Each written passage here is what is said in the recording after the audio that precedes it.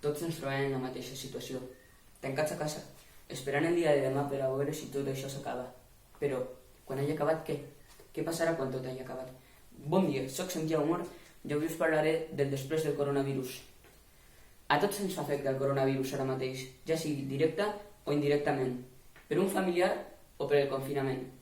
Sigui com sigui, tots volem que acabi. Ara fica't en la situació que el dia de demà el coronavirus s'ha esfumat. No existeix. I ens trobem en la situació que ara mateix ens ennuvola el coronavirus, que és centenars de negocis tancats, milers de persones sense treball, a la ruïna, centenars de milers de famílies destrossades.